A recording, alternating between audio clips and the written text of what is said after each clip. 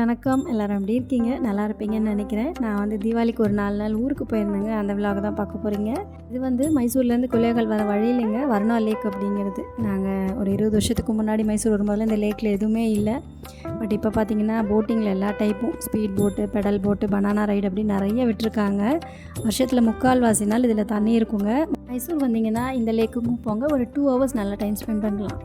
நாங்கள் மேட்டூர் போகிறது அப்படின்னா மாதேஸ்வரன் மலை வழியாக தாங்க போவோம். அதான் வந்து சீக்கிரமாக போக முடியும். அதுவே சேலம் போகிறோம் அப்படின்னா பண்ணாரி வழியாக போவாங்க. அது கொஞ்சம் சுற்று மாதிரி தெரியும். இது வந்து சீக்கிரம் போயிடலாம். இப்போ ரோடும் கொஞ்சம் நல்லா போட்டிருக்காங்க. இது வந்து மைசூர்லேருந்து நீங்கள் போகும்போது மாதேஸ்வரன் மலை ஏற போகிறோங்க. இது வந்து அடிவாரம். இது வரைக்கும் பார்க்காதவங்க பார்த்துக்கோங்க.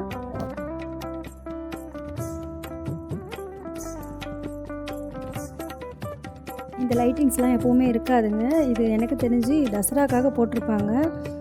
மேபி தீபாவளி வருது இல்லைங்களா, அதனால் அப்படியே விட்டுட்டாங்க போல்.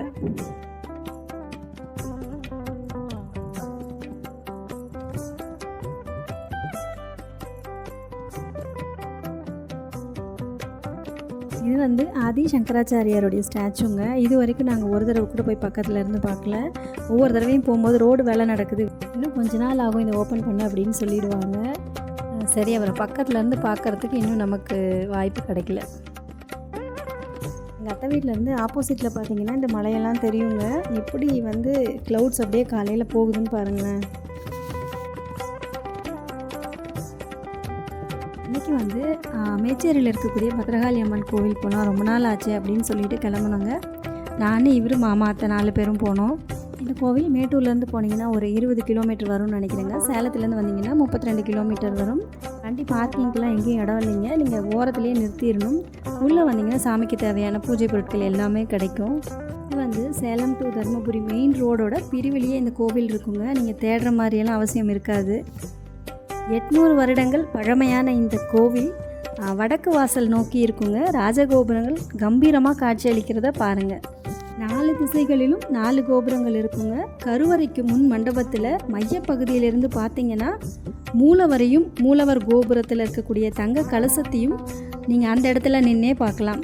இந்த கோவிலோட வசந்த மண்டபத்தில் நிறைய ஓவியங்கள் வரைஞ்சிருப்பாங்கங்க. வாழேந்தி நிற்கின்ற பத்ரகாளி அம்மன், நர்த்தன விநாயகர், முருகன், அஷ்டலக்ஷ்மிகள், தில்லை நடராஜர், மீனாட்சி அம்மன், இன்னும் நிறைய ஓவியங்களை நீங்கள் அங்கே பார்க்கலாம். அகிலத்தையே ஆளக்கூடிய அம்மா அர்த்த பத்மாசனத்தில் அமர்ந்து தன்னுடைய வலது காலை மடக்கி இடது காலை மகிஷாசுரனின் மார்பில் வைத்து தீயோரை வதம் செய்து கொற்றவையாக அம்மா இங்கு பத்ரகாளியாக காட்சியளிக்கிறார். கோயிலுக்கு ஒரு மிகப்பெரிய நம்பிக்கை என்னன்னா, நீங்கள் 21 தலைமுறையாக நீங்கள் செஞ்ச பாவமும் இந்த கோயிலுக்கு வந்தீங்கன்னா விலகும் அப்படிங்கிறது ஒரு நம்பிக்கை. அது மட்டும் இல்லைங்க, இந்த காளி கோயிலுக்குரிய எல்லாமே இங்கே நடைபெறும். அந்த பில்லி சூனியம் வைக்கிறதுன்னு சொல்லுவாங்களா, அதை எடுக்கிறது, ராகு கேது தோஷம், குழந்தை இல்லாதவங்க வர்றது, சொத்து பிரச்சனை, திருமண தடை. அது மட்டும் இல்லைங்க, இந்த கால்நடைகளுக்கெல்லாம் நோய் வருது இல்லைங்களா, அப்போது இங்கே இருக்கிற திருநீரை வாங்கிட்டு போய் வச்சா நோய் சரியாகும் அப்படிங்கிறதும், இந்த மனநலம் பாதித்தவங்க 1 மண்டலம் தொடர்ந்து இந்த கோவிலுக்கு வந்தால் சரியாகும் அப்படிங்கிறதும் ஒரு நம்பிக்கை. அமாவாசை பௌர்ணமி நாள்லலாம் இங்கே பயங்கர கூட்டம் இருக்குங்க. நீங்கள் கோயிலுக்குள்ளே வரதே கஷ்டமாக இருக்கும்.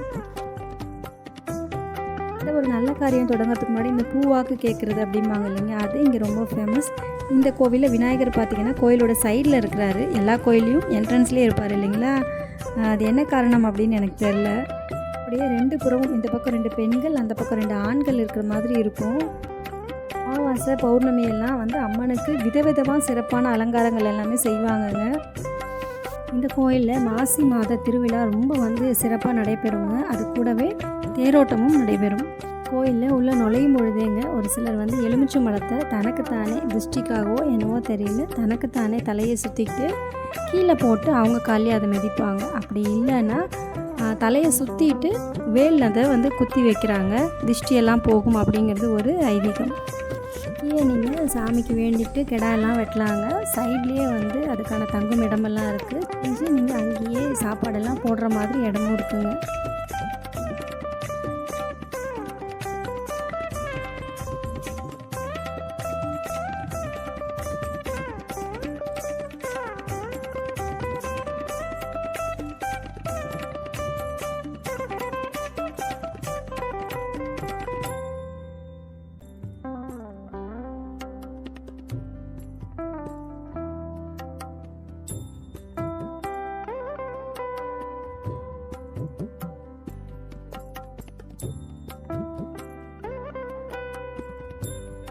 சேலம் மாவட்டத்திற்கு மாம்பழம் மட்டும் இல்லைங்க, இந்த கோவிலும் ஒரு பெருமை சேர்க்கக்கூடிய ஒரு ஸ்தலம்.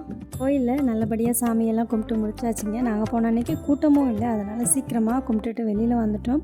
வர வழியில் எங்கள் அப்பா வேலை செஞ்ச கம்பெனிங்க கெம்ப்ளாஸ்ட் பிளான் 2 கொளத்தூரில் இருந்து மனுஷன் சலிக்காமல் எத்தனை வருஷம் இந்த கம்பெனிக்கு வந்திருப்பார் அப்படிங்கிற மாதிரி தோணுச்சுங்க. மத்தியானமாக அங்கேருந்து கிளம்பிட்டோங்க. ஸோ அவ்வளோதான் இந்த விலாகு. அன்றைக்கி ஈவினிங் எங்கே போனோம் அப்படிங்கிறத அடுத்த விலாகில் நான் உங்களுக்கு சொல்கிறேன். வீடியோ பிடிச்சிருந்தா வீடியோக்கு ஒரு லைக் கொடுங்க, கமெண்ட் பண்ணுங்கள். நம்ம சேனலை ஃபஸ்ட் டைம் பார்க்குறவங்க மறக்காமல் சப்ஸ்கிரைப் பண்ணுங்கள். தேங்க்யூ ஃபார் வாட்சிங். பாய்.